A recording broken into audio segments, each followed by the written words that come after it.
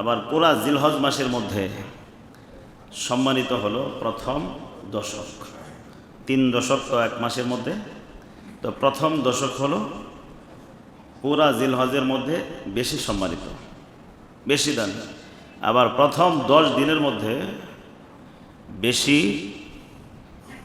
দামি দিনটা হলো ইয়াউমুন নাহার, 10 তারিখ, যেটা কোরবানির দিনটা, এটা আরও বেশি সম্মানিত।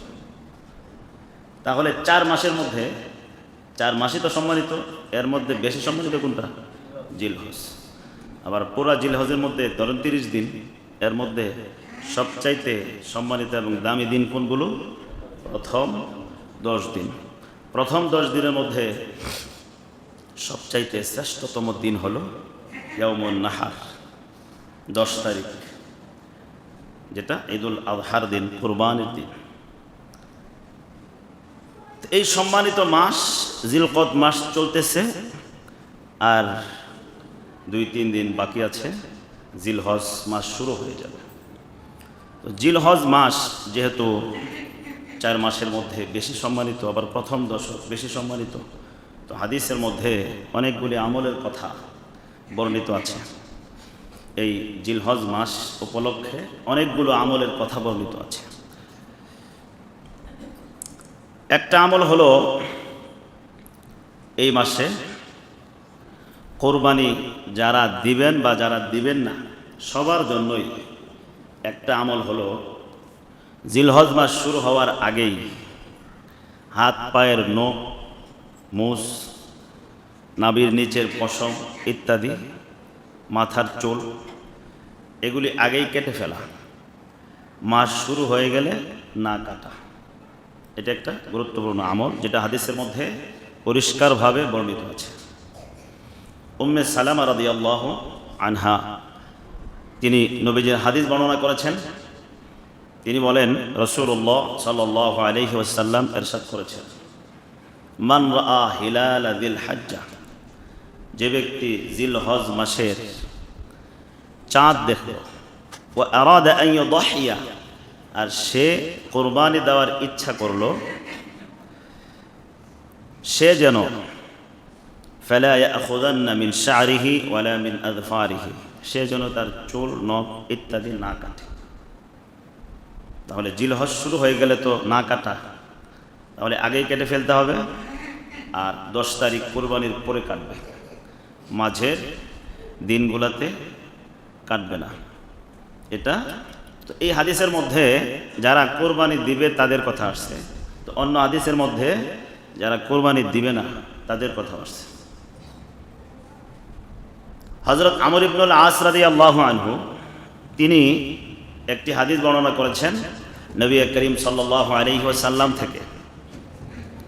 নবীজি এক ব্যক্তিকে বললেন, উমিরতু বিয়াউমিল আযহা, ইয়াউমুল আযহার দিনের ব্যাপারে আমাকে আদেশ করা হয়েছে ঈদ বানানোর জন্য,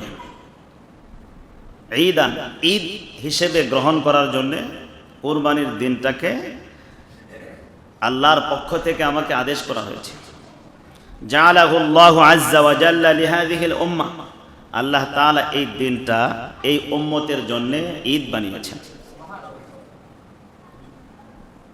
তো এক ব্যক্তি জিজ্ঞাসা করলো, ফাকাল আর-রাজুল, নবীজি যেই লোকটাকে বলছিলেন, লোকটি নবীজিকে জিজ্ঞাসা করলো, ইয়া রাসূলুল্লাহ, আরাআইতা ইল্লাম আজিদ ইল্লা মানিহাতান উনসা আফা উদহি বিহা।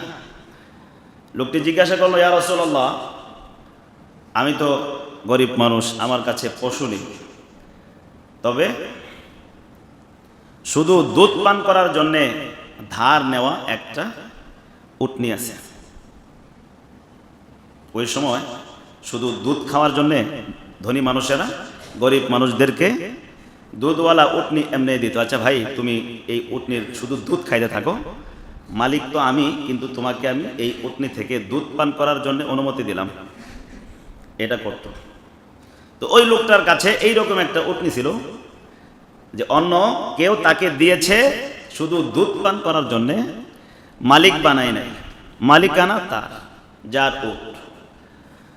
তো লোকটি জিজ্ঞাসা করলো, ইয়া রাসূলুল্লাহ, দুধ পান করার অনুমতি প্রাপ্ত একটা উটনি আছে আমার কাছে, আমি কি এটা কোরবানি করতে পারবো?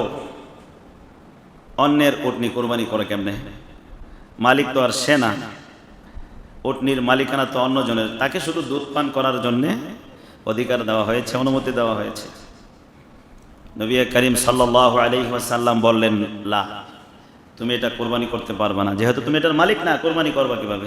তবে ওয়ালাকিন তাখুযু মিন শা'রিকা ওয়া তুকাল্লিমু আযফারাকা ওয়া তাকুসসু শারিবাকা ওয়া তাহলিকু আনাতাকা ফাযালিকা তামামু উযহিয়াতিকা ইনদাল্লাহি আযজা ওয়া জাল্লা। নবীজি বললেন, তুমি এটা কোরবানি করতে পারবে না, তবে তোমার একটা কাজ আছে। কাজটা হলো, তুমি কোরবানির দিন তোমার চুল কাটবে, নখ কাটবে, মুছ কাটবে, লজ্জাস্থানের চুল পরিষ্কার করবে। এই আমলগুলো যদি করো, ফাযালিকা তামামু উযহিয়াতিকা ইনদাল্লাহি আযজা ওয়া জাল্লা, তাহলে তুমি আল্লাহ তাআলার কাছে পরিপূর্ণ একটা কোরবানির নেকি পাবা। তো যারা কোরবানি দেওয়ার সামর্থ্য নেই, দিতে পারবে না, তাদের জন্যে এই আমল তাদের জন্য আছে। যেহেতু এই হাদিসের মধ্যে ওই লোকটার কাছে কোরবানি দেওয়ার মতো কোনো পশু ছিল না, তো তাকেও নবী করিম সাল্লাল্লাহু আলাইহি ওয়াসাল্লাম এই আমলটা করার কথা বলেছেন।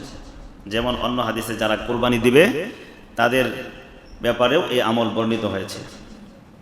অপরদিকে শিশু বাচ্চা যারা আছে, এদের চুল ইত্যাদি, নখ, এগুলো কাটা থেকেও বিরত থাকা উচিত। কাটলে গুনাহ হবে বিষয়টা এরকম না, কিন্তু কাটা থেকে বিরত থাকা উচিত। এটার একটা বর্ণনা হযরত আব্দুল্লাহ ইবনে ওমর রাদিয়াল্লাহু আনহু থেকে।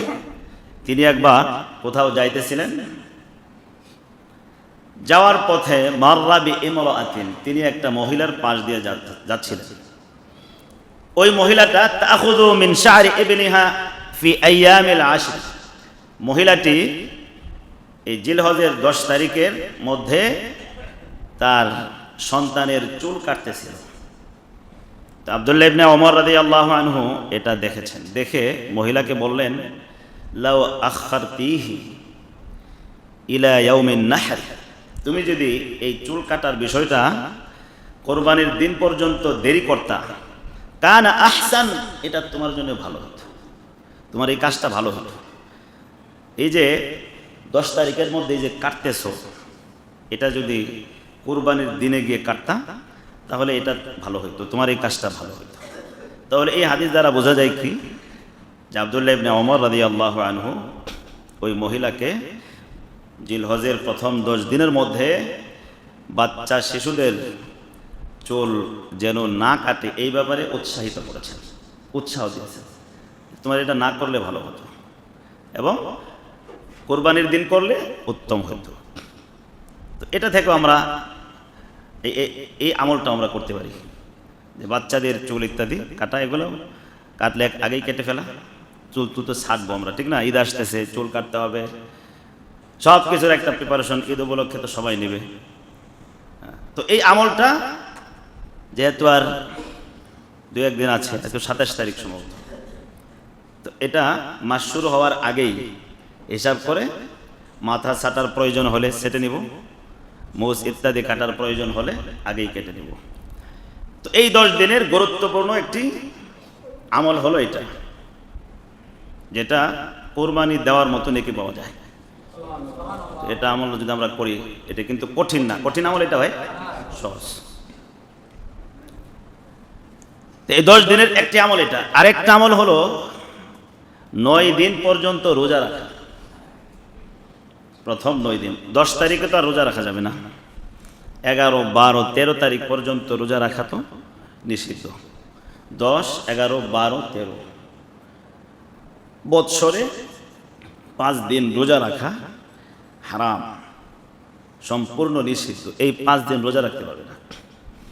তন্মধ্যে 4 দিনে হলো ঈদ উল আজহার সময়, 10 তারিখ কোরবানির দিন, 11, 12, 13 আইয়ামে তাশরিক, এই 3 দিন, আর ঈদ উল ফিতরের 1 দিন, এই মোট 5 দিন বৎসরে রোজা রাখা হারাম। তো 10 তারিখ থেকে তো আর রোজা চলবে না, তাহলে প্রথম 9 দিন রোজা রাখার ব্যাপারে নবী করিম সাল্লাল্লাহু আলাইহি ওয়াসাল্লাম থেকে হাদিস আসছে। হাদিসের মধ্যে আসছে কানা রাসূলুল্লাহ সাল্লাল্লাহু আলাইহি ওয়াসাল্লাম ইয়াসুমু 9 নবীজি প্রথম জিলহজ মাসের প্রথম 10 দিনের 9 দিন কি করতেন? রোজা রাখতেন। ও আশুরা রোজা রাখতেন। ও 3 আইয়ামিন মিন কুল্লি শাহরিন, প্রত্যেক মাসে 3 দিন অর্থাৎ আইয়ামে বীজের রোজা রাখতেন। 13, 14, 15 চন্দ্র মাসে 13, 14, 15 আইয়ামে বীজের রোজা রাখতেন। তো নবীজি এই যে হাদিসের মধ্যে বর্ণিত হয়েছে, এই হাদিসে যে রোজাগুলো রাখতেন তার মধ্যে একটা হলো জিলহজ মাসের প্রথম 9 দিন রোজা রাখতেন। রোজা রাখা সুন্নাহ, তো আমরা এই আমলটা করতে পারি। আল্লাহ তাআলা সবাইকে তৌফিক দান করুন। অন্য হাদিসের মধ্যে আসছে, হযরত হাফসা রাদিয়াল্লাহু আনহা একটা হাদিস বর্ণনা করেছেন। সেই হাদিসের মধ্যে আসছে আরবাউন লাম ইয়াদাউহুন্না নবী সাল্লাল্লাহু আলাইহি ওয়াসাল্লাম, 4টি আমল নবীজি ছাড়তেন না। এই 4টি আমল কি ছিল? 1 নম্বর ছিল জিলহজ মাসের প্রথম 9 দিনের রোজা, নবীজি এটা করতেন, সবসময় করতেন। আরেকটা ছিল আশুরার রোজা। আশুরা কি? মুহররমের 10 তারিখ, ওই দিন নবীজি রোজা রাখতেন। আরেকটা হলো প্রত্যেক মাসে 3 দিন রোজা রাখা, নবীজি এটা রাখতেন। চতুর্থ নাম্বার হলো ওয়া রাকাতাইন ক্বাবলাল গাদাত, ফজরের সুন্নাত নবীজি ছাড়তেন না। ফজরের সুন্নত আছে না 2 রাকাত, 12 রাকাত সুন্নতে মুআক্কাদা, সবগুলাই তো গুরুত্বপূর্ণ সুন্নতে মুআক্কাদা যেগুলি। তবে এই 12 রাকাতের মধ্যে সবচাইতে বেশি গুরুত্বপূর্ণ হলো ফজরের 2 রাকাত সুন্নাত। ওয়া রাকাতাইন ক্বাবলাল গাদাত, ফজরের আগে 2 রাকাত সুন্নাত নবীজি কখনো ছাড়তেন না। তো এই 4টি বিষয় এই হাদিসের মধ্যে আসছে। এই 4টার মধ্যে একটা হলো কি? জিলহজ মাসের প্রথম 9 দিনের রোজা নবীজি ছাড়তেন না, এটা করতেন। তো জিলহজের আমরা দ্বিতীয় গুরুত্বপূর্ণ আমল পাইলাম কি? রোজা রাখা, রোজা রাখবো। 3 নম্বর গুরুত্বপূর্ণ আমল হলো কোরবানি করা। ইয়াউমুন নাহার 10 তারিখে কোরবানি করা এই মাসের গুরুত্বপূর্ণ একটি আমল। কোরবানি যাদের উপর ওয়াজিব তারা অবশ্যই কোরবানি দিবেন। এখানে 2টা বিষয় আছে। এক হাদিসের মধ্যে কোরবানি যাদের উপর ওয়াজিব, মানে কোরবানি যারা সামর্থ্য রাখে, তারা যদি কোরবানি না দেয় তাহলে নবীজি বলছেন তারা যেন ঈদগাহে না আসে। ফালা ইয়াকরাবান্না মুসাল্লানা, তারা যেন ঈদগাহে না আসে। এই যে হাদিসের মধ্যে নবীজি একটু কোরবানি সামর্থ্য থাকা সত্ত্বেও কোরবানি যারা দিবে না তাদের ব্যাপারে একটু কঠিন হুঁশিয়ারি উচ্চারণ করছেন। এই হাদিস থেকেই মুহাদ্দিসিন উলামায়ে কেরাম বলছেন যে কোরবানি এটা সামর্থ্যবানদের জন্য ওয়াজিব।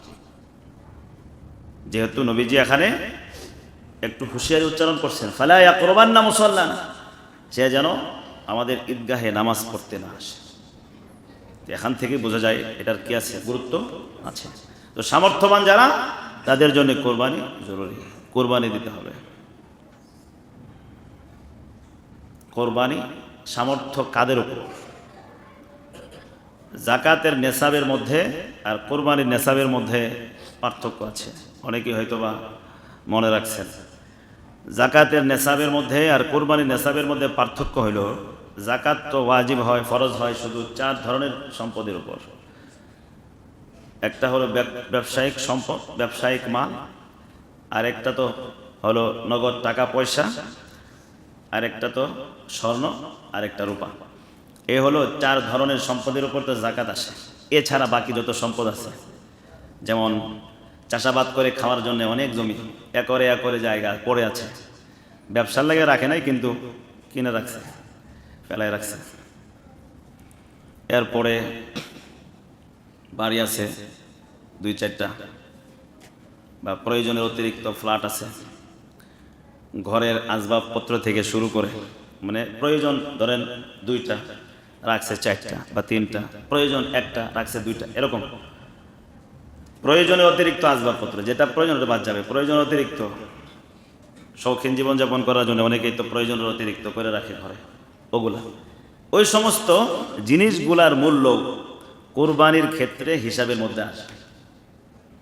তো ওই দৃষ্টিকোণ থেকে যদি হিসাব করে সবাই যার যার জায়গা থেকে, তো মোটামুটি কুরবানি থেকে বাদ পড়বে একদম নিঃস্ব ব্যক্তিরা। একদম নিঃস্ব ব্যক্তিরা ছাড়া বাকিদের মোটামুটি কোরবানি দিতে হবে। হিসাব করবেন, দেখবেন কোরবানি মোটামুটি একদম ফকির মিসকিন নিঃস্ব মানুষ আছে না, এরা ছাড়া বাকিদের কোরবানি দেওয়া লাগে।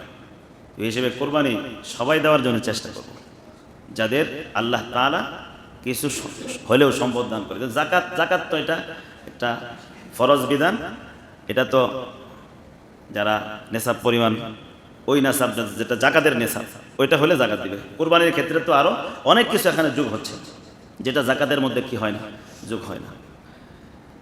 তো কোরবানির ক্ষেত্রে একটা বিষয় এটা, আরেকটা বিষয় হলো নেকির বিষয় আছে। যাদের দিলের মধ্যে আখেরাতের অনেক পুরস্কার পাওয়ার আশা আছে, আখেরাতে অনেক লাভবান হইতে চায়, তারা কোনো ছলনা দিয়া এই নেকির কাজ থেকে পিছিয়ে থাকতে পারে না।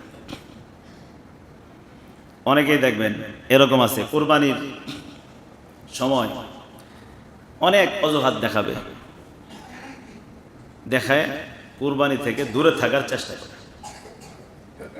এটা তো সংকীর্ণ মনের পরিচয়। আপনি আমি বড় গরু কোরবানি করতে যদি সামর্থ্য আমাদের না থাকে, সামর্থ্যবান না হই, একটা বকরি কোরবানি দিয়ে দেন। বকরি কোরবানি দেওয়া তো ওইরকম কঠিন কিছু না, এটা বকরি হলেও কোরবানি দিয়ে দিবেন। এক একটা পশমের জন্য এক একটা করে নেকি, এটা কি সাধারণ কথা?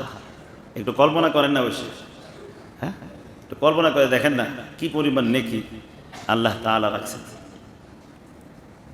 এই নেকির কাছ থেকে পিছিয়ে থাকা, আখেরাতের ভয়, আখেরাতের পাওয়া যাদের কাছে বড়, তারা থাকতে পারবে না, পিছিয়ে থাকতে পারবে না, তারা কখনো পিছিয়ে থাকতে পারবে না। এই জন্য জিলহজ মাসের গুরুত্বপূর্ণ আমল সমূহের একটা হলো এটা, কোরবানি করা। কোরবানি নিয়ে আগামী জুমাতে ইনশাআল্লাহ আলোচনা হবে বিস্তারিত, তবে আজকে সংক্ষিপ্ত এতটুকুই বললাম। জিলহজের আরো গুরুত্বপূর্ণ কয়েকটি আমল, যে কয়টা আমরা শুনলাম। তো আরেকটা হলো বেশি পরিমাণে তাসবিহ তাহলিল পড়তে থাকা এই দিনগুলোতে। কোরআনের মধ্যে আল্লাহ তাআলা বলছেন, ওয়াযকুরুল্লাহা ফি আইয়ামিন মা'লুমাত, নির্ধারিত দিনগুলোতে আল্লাহ তাআলার নামের জিকির করো। এই যে আয়াতের মধ্যে যে আল্লাহ বলছেন নির্ধারিত দিনে আল্লাহ তাআলার নামের জিকির করো, এই নির্ধারিত দিন বলতে কোন দিন? রাইসুল মুফাসসিরিন আব্দুল্লাহ ইবনে আব্বাস রাদিয়াল্লাহু আনহু উনি এই আয়াতের তাফসীর করতে গিয়ে বলেছেন যে এখানে যে আল্লাহ তাআলা নির্ধারিত দিনের কথা বলেছেন, সেই নির্ধারিত দিনগুলো হলো জিলহজ মাসের এই দিনগুলা। তো এই দিনগুলাতে তাকবীর, তাহলিল, তাহমিদ মানে আল্লাহু আকবার, সুবহানাল্লাহ, আলহামদুলিল্লাহ, ওয়ালা ইলাহা ইল্লাল্লাহু আল্লাহু আকবার, এগুলি পড়তে থাকা, বেশি পরিমাণে পড়তে থাকা। যখনই সময় পাই তখনই পড়তে থাকা। সুবহানাল্লাহ মুখে মুখে যদি আমরা বলি, কাজ করতে থাকি আর বলতে থাকি, কি কঠিন হবে? একটু যদি খেয়াল করি তাহলেই সহজ। সুবহানাল্লাহ, আলহামদুলিল্লাহ, ওয়ালা ইলাহা ইল্লাল্লাহু আল্লাহু আকবার পড়তে থাকা। মুখ, জিহ্বা আল্লাহ তাআলার পবিত্রতা, একত্ববাদের ঘোষণায় ব্যস্ত থাকবে, দুনিয়ার কাজও চলবে, আখিরাতের লাইনেও উন্নত হইতে থাকব। দিলের মধ্যে যদি প্রশান্তি অনুভব আমরা করতে চাই, তাহলে আল্লাহ তাআলার নামের জিকির ছাড়া বিকল্প কিছু নাই। কোরআনের মধ্যে আসছে, আলা বিযিকরিল্লাহি তাতমাইন্নুল কুলুব, জেনে রাখো আল্লাহর জিকিরের দ্বারা অন্তর প্রশান্ত হয়, অন্তরের পেরেশানি দূর হয়। কত পেরেশানি আমাদেরকে গ্রাস করে ফেলতেছে। তো যদি আল্লাহ তাআলার নামের জিকির করি তাহলে অন্তরকে শান্ত করে দিবেন কে বলেন তো? কোরআনের মধ্যে আল্লাহ বলছেন জিকিরের দ্বারা অন্তর শান্ত হয়, অন্তরের ভিতরে প্রশান্তি শুরু হয়। আর এই দিনগুলাতে, জিলহজের এই দিনগুলাতে জিকির করার কথা হাদিসের মধ্যে আসছে। নবী করিম সাল্লাল্লাহু আলাইহি ওয়াসাল্লাম বলেন, মা মিন আইয়ামিন আ'যামু ইনদাল্লাহি, আল্লাহ তাআলার কাছে এই যে দিনগুলার চাইতে, জিলহজের এই প্রথম দশকের দিনগুলার চাইতে অন্য কোনো দিন আল্লাহর কাছে বেশি প্রিয় না। অর্থাৎ এই দিনগুলাই আল্লাহ পাকের কাছে বেশি প্রিয়, এই দিনগুলাতে আমল করা আল্লাহ পাকের কাছে বেশি প্রিয়। তো নবী করিম সাল্লাল্লাহু আলাইহি ওয়াসাল্লাম বলছেন, আকসিরু ফীহিন্না, এই দিনগুলাতে তোমরা বেশি পরিমাণে করো মিনাত তাকবীর ওয়াত তাহলিল ওয়াত তাহমিদ। তাকবীর পড়বা, আল্লাহু আকবার, তাহলিল লা ইলাহা ইল্লাল্লাহ, তাহমিদ আলহামদুলিল্লাহ, এই যে জিকিরগুলা এগুলা এই দিনগুলাতে বেশি করে করবা। তো আমরা এই হাদিস থেকে আরেকটা আমল যেটা পাইলাম সেটা কি ভাই? জিকির, সুবহানাল্লাহ আলহামদুলিল্লাহ ওয়া লা ইলাহা ইল্লাল্লাহ আল্লাহু আকবার, জিকির করতে থাকা। আল্লাহ তাআলা সবাইকে তৌফিক দান করুন। সামনে যেহেতু সময়গুলো আসতেছে, যে আমলগুলোর কথা আমরা শুনলাম, রব্বুল আলামিন প্রত্যেককে এই আমলগুলো সুন্দরভাবে আদায় করার তৌফিক দান করুন। দুনিয়ার ব্যস্ততা যেন আমাদেরকে আখিরাতের আমল করতে পিছিয়ে না রাখে, আল্লাহ তাআলা আমাদেরকে সাহায্য করুন। আমিন। ওয়া আখিরু দাওয়ানা আলহামদুলিল্লাহি রাব্বিল আলামিন।